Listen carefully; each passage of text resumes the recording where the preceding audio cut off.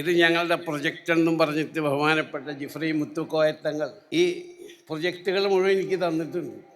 അപ്പോൾ ഇതിൽ മനോഹരമായൊരു പള്ളി 7.5 കോടി റുപ്യാണ് ഇപ്പോൾ കാണിച്ചിട്ടുള്ളത്. ഇൻഷാ അള്ളാ ഈ പള്ളി തങ്ങളതിൽ ഇനി കൂടിയാലും ശരി ആ പള്ളി ഞാൻ പണിത് തരും ഇൻഷാ അള്ളാ. രണ്ടാമത്തൊന്ന് ദേശീയ വിദ്യാഭ്യാസ പദ്ധതിയാണ്. പിന്നെ അതിൽ തന്നെ സമസ്ത സൈനിറ്ററി ഇൻഡ്യൂസിറ്റി അതും സമസ്ത കേരള ബഹുമാനപ്പെട്ട യൂസുഫ് അലി സാഹിബിൻ്റെ അടുത്ത് അതിൻ്റെ ഇത് ഞങ്ങൾ കൊടുത്തിട്ടുണ്ട്. ഇനി ഒപ്പാർ മുഹമ്മദ് അലി സാഹിബിൻ്റെ അടുത്ത് കൊടുക്കും. അവരൊക്കെ ആലോചിച്ചിട്ട് വേണ്ടത്, അവരെ പോലത്തെ പലരും സ്റ്റേജിലുണ്ട്, അവരൊക്കെ ആ വിഷയത്തിൽ വേണ്ടതുപോലെ ചെയ്തു തരണം. അസ്സലാമു അലൈക്കും വറഹ്മത്തുള്ളാഹി വബറകാതുഹു. ബിസ്മില്ലാഹിർ റഹ്മാനിർ റഹീം.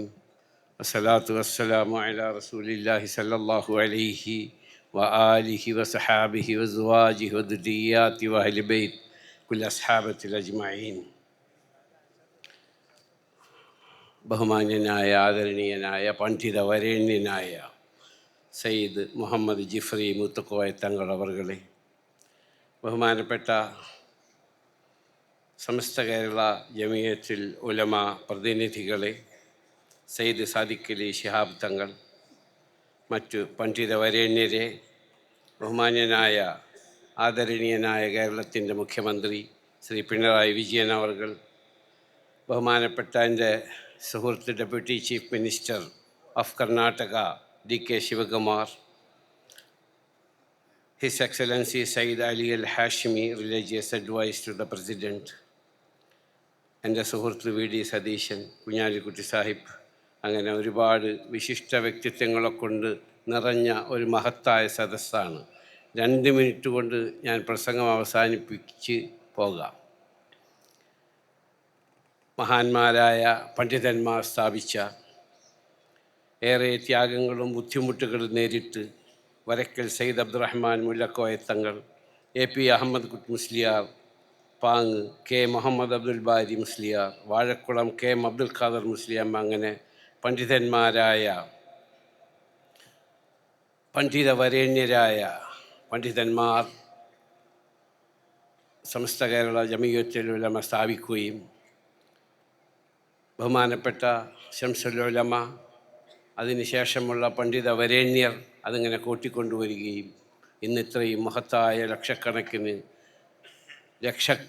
ജനങ്ങൾ പങ്കെടുത്ത മഹത്തായ സംരംഭമായി വളർത്തിക്കൊണ്ടുവരികയും ചെയ്ത മൺമറഞ്ഞു പോയ എല്ലാവർക്കും അള്ളാഹു ഖൈറും ആഖിറം വെളിച്ചമായി കൊടുക്കുകയും അവർക്ക് അള്ളാഹു പരലോകം പ്രദാനം ചെയ്യുകയും ചെയ്യട്ടെ. ആമീൻ.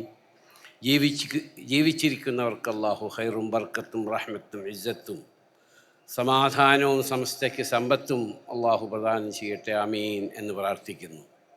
മരണപ്പെട്ടു പോയ എൻ്റെ മാതാപിതാക്കളടക്കം നമ്മളിൽ നിന്ന് മരണപ്പെട്ടു പോയ എല്ലാവരുടെയും ആഖിറം അള്ളാഹു വെളിച്ചമായി കൊടുക്കുകയും അവരുടെ ഖബറുകളെ വിശാലമാക്കി കൊടുക്കുകയും അവരുടെ ഖബറുകളെ സ്വർഗ്ഗപ്പുങ്കവനമാക്കുകയും ചെയ്യട്ടെ.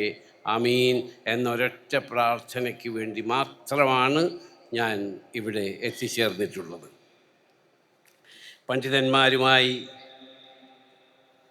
അടുപ്പവും ബന്ധവും വെച്ച് പുലർത്തുക എന്നത് എൻ്റെ വല്യപ്പ എന്നെ പഠിപ്പിച്ചതാണ്. പണ്ഡിതന്മാരുമായി വളരെ അടുപ്പമായിരുന്നു എൻ്റെ വല്യപ്പക്ക്. ഒരുപാട് അന്നത്തെ സംസ്ഥാന നേതാക്കളിൽ പലരും എൻ്റെ വല്യപ്പയുമായി സുഹൃത്ത് ബന്ധമുണ്ടായിരുന്നു. അതിപ്പോഴും ഞങ്ങൾ വെച്ച് പുലർത്തുകയാണ്. ഇക്കഴിഞ്ഞ ദിവസങ്ങൾ ബഹുമാനപ്പെട്ട ജിഫ്രി മുത്തുക്കോയ തങ്ങളും വൈസ് പ്രസിഡൻറ്റും എൻ്റെ ഓഫീസിൽ വന്നപ്പോൾ പറഞ്ഞു, നിങ്ങൾ വിളിച്ചാൽ ഞാൻ അങ്ങോട്ട് വരേണ്ടവനാണ്, നിങ്ങൾ എന്തിനു ഓഫീസിൽ വന്നു എന്ന് ഞാൻ അവരോട് ചോദിച്ചു. ക്ഷണിക്കാൻ വേണ്ടിയിട്ടാണ്. ഞാൻ പറഞ്ഞു, തീർച്ചയായും ഞാൻ വരും, നിങ്ങൾ പങ്കെടുക്കും, പക്ഷേ ദുആക്ക് വേണ്ടി മാത്രമാണ് ഞാൻ വരുന്നതെന്ന് അവരോട് പറയുകയുണ്ടായി. പണ്ഡിതന്മാരുമായുള്ള സംസർഗം, ഞാൻ ഈ അടുത്തിടെ ഈജിപ്തിൽ പോവുകയുണ്ടായി. അവിടെ ഒരു പണ്ഡിതനെ കണ്ടു. അദ്ദേഹം പറഞ്ഞു, എല്ലാ കാര്യങ്ങളും പരിശുദ്ധ ഖുർആനിൽ പറഞ്ഞിട്ടുണ്ട്. അങ്ങനെ ഒരു ബേക്കറിയിൽ അദ്ദേഹത്തെ കൊണ്ടുപോയി. എന്നിട്ട് പറഞ്ഞു, ഒരു കഥ മാതിരിയാണ് അദ്ദേഹം എന്നോട് പറഞ്ഞത്. ഒരു കഷ്ണം ബ്രെഡ് എടുത്തുകൊണ്ട് അതിൽ എത്രത്തോളം ഷുഗറുണ്ട്, എത്രത്തോളം അതിൽ മൈദയുണ്ട്, ആട്ടയുണ്ട്, നെയ്യുണ്ട് എന്നൊക്കെ ചോദിച്ചപ്പോൾ പറഞ്ഞു, അത് ബേക്ക് ചെയ്യുന്ന ആളെ വിളിച്ച് അദ്ദേഹം ചോദിച്ചു എന്തൊക്കെയാണ്. അപ്പോൾ പറഞ്ഞു ഞങ്ങൾ ഇത്ര കിലോ മൈദയിൽ, ഇത്ര കിലോ ആട്ടയിൽ, ഇത്ര കിലോ നെയ്യിട്ട് ഇങ്ങനെ ഉണ്ടാക്കിയത്, അത് 10 എണ്ണമായിട്ട് മുറിച്ചു, അതിൽ നിന്നൊരു കഷ്ണമാണിത്. അപ്പോൾ അദ്ദേഹം പറഞ്ഞു വസ്അലു അഹ്ല ദിക്രി ഇൻ കുൻതും ലാ തഅലമൂൻ. അറിവില്ലാത്ത കാര്യം അറിവുള്ളവരോട് ചോദിച്ച് മനസ്സിലാക്കുക. അത് പണ്ഡിതന്മാരുമായുള്ള സംസർഗത്തിലേ മനസ്സിലാവുള്ളൂ. ഞാൻ ഹംസക്കുട്ടി മുസ്ലിയാരാണ്. ഞാൻ താമസിച്ചിരുന്ന എൻ്റെ വീടിൻ്റെ തൊട്ടടുത്ത പള്ളിയിൽ ഇമാമായിരുന്നു ഹംസക്കുട്ടി മുസ്ലിയാർ. എന്ത് സംശയം ഉണ്ടെങ്കിലും അദ്ദേഹത്തോട് ഞാൻ വിളിച്ചു ചോദിക്കാറുണ്ട്. അദ്ദേഹം പല കിതാബുകളും റെഫർ ചെയ്ത് എനിക്ക് മറുപടി പറയാറുണ്ട്. എൻ്റെ ഭാഗത്ത് എന്തെങ്കിലും തെറ്റുണ്ടോ എന്നറിയാൻ വേണ്ടി ഞാൻ അദ്ദേഹത്തെ വിളിച്ചു ചോദിക്കുകയുണ്ടായി. ബഹുമാനപ്പെട്ട ഷേഖുൽ ജാമിയ അദ്ദേഹം എന്നോടൊരു കഥ പറഞ്ഞു.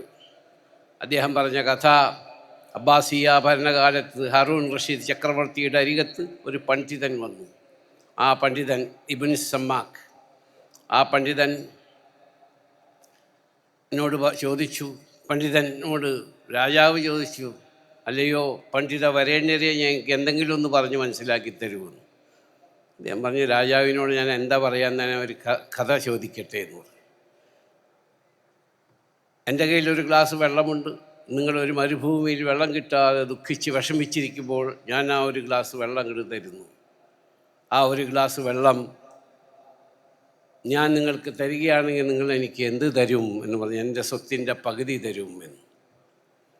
അത് കഴിഞ്ഞിട്ട് പറഞ്ഞു, നിങ്ങൾ വെള്ളം കുടിച്ചു, നിങ്ങൾക്ക് മൂത്രമൊഴിക്കാൻ സാധിക്കുന്നില്ല, നാച്ചുറൽ പ്രോസസ്സാണ്. അതിൻ്റെ മരുന്ന് എൻ്റെ കയ്യിലുണ്ട്, നിങ്ങൾക്ക് എന്ത് തരും, നിങ്ങളെനിക്ക് എന്ത് തരും എന്ന് വെച്ചപ്പോൾ എൻ്റെ പകുതി സ്വത്തും കൂടി തരും. അപ്പോൾ നമ്മുടെ സ്വത്ത് ഒരു വെള്ളത്തിൻ്റെ വില മാത്രമേ ഉള്ളൂ എന്ന് പറഞ്ഞ് പഠിപ്പിച്ച പണ്ഡിതന്മാരാണ്. അതിന് പണ്ഡിതന്മാരുമായിട്ടുള്ള സംസർഗം. എൻ്റെ പിതാവ് ഒരുപാട് പണ്ഡിതന്മാരുമായിട്ട് വളരെ അടുപ്പമുണ്ടായിരുന്നു. തൊഴിയൂർ മുഹമ്മദ് മുസ്ലിയാർ, അദ്ദേഹത്തെ കൂടെ ഉണ്ടായിരുന്ന ബാബു മുസ്ലിയാർ, ആ ബാബു മുസ്ലിയാരുടെ മകൻ ഫസലാണ് എൻ്റെ നൈൽ പോലെ ലോകത്തിൽ എല്ലായിടത്തും എൻ്റെ കൂടെ യാത്ര ചെയ്യുന്നത്, എൻ്റെ കൂടെ ഷാഹിദുള്ള പോലെ. അങ്ങനെ പണ്ഡിതന്മാരുമായുള്ള സംസർഗമാണ് നമ്മുടെ വിജയം എന്ന് വിശ്വസിക്കുന്നവനാകുന്നു ഞാൻ. ആയതുകൊണ്ട് ഈ സംസ്ഥയ്ക്ക് എന്താവശ്യം എപ്പോഴുണ്ടോ വിനീതനായ ഞാൻ ആ സംസ്ഥയുടെ കൂടെ ഉണ്ടാകുമെന്ന് കൂടി പറഞ്ഞുകൊണ്ട്, ഇവിടെ ഇത് ഞങ്ങളുടെ പ്രൊജക്റ്റ് എന്നും പറഞ്ഞിട്ട് ബഹുമാനപ്പെട്ട ജിഫ്രി തങ്ങളെ ഈ പ്രൊജക്റ്റുകൾ മുഴുവൻ എനിക്ക് തന്നിട്ടുണ്ട്. അപ്പോൾ ഞാനതിങ്ങനെ വായിച്ചു നോക്കി. അപ്പോൾ പറഞ്ഞത് വലിയ പ്രൊജക്റ്റുകളാണ് ഇൻഷാ അല്ലാഹ്. അപ്പോൾ എന്തെങ്കിലും ഒരു പ്രൊജക്റ്റ് ഞാൻ പറഞ്ഞില്ലെങ്കിൽ തങ്ങൾക്കൊരു വിഷമാവും അല്ലേ തങ്ങളെ? ഇൻഷാ അല്ലാഹ്. അപ്പോൾ ഇതിൽ മനോഹരമായൊരു പള്ളി 7.5 കോടി റുപ്യാണ് ഇപ്പോൾ കാണിച്ചിട്ടുള്ളത്. ഇൻഷാ അല്ലാഹ് ഈ പള്ളി തങ്ങളെ ഇനി കൂടിയാലും ശരി ആ പള്ളി ഞാൻ പണിത് തരും ഇൻഷാ അല്ലാഹ്. അതുപോലെ ഇതിൽ വലിയ പ്രൊജക്റ്റുണ്ട്. ഞാൻ അവിടുത്തെ ഗവൺമെൻറ്റുമായി സംസാരിച്ച് അവരുടെ ഫണ്ടിൽ നിന്ന് സംസ്ഥയ്ക്ക് എന്ത് ചെയ്യാൻ സാധിക്കുമെന്ന് കൂടി ഇൻഷാ അല്ലാഹ് ഞാൻ പരിശ്രമിക്കുന്നതാണ്. ബഹുമാനപ്പെട്ട മുഖ്യമന്ത്രിക്കും എൻ്റെ മറ്റെല്ലാവർക്കും വേഗം പോകുന്നതുകൊണ്ട് ബഹുമാനപ്പെട്ട പാണക്കാട് സെയ്ദ് സാദിഖ് അലി ശിഹാബ് തങ്ങളുടെ അദ്ദേഹം സംബന്ധിച്ചിട്ടാണ് ഞാൻ പ്രസംഗിക്കാമെന്ന് പറഞ്ഞത്. അദ്ദേഹം പറഞ്ഞതൊക്കെ കഴിഞ്ഞിട്ട് ഞാൻ പോകണുള്ളൂ എന്ന് പറഞ്ഞു.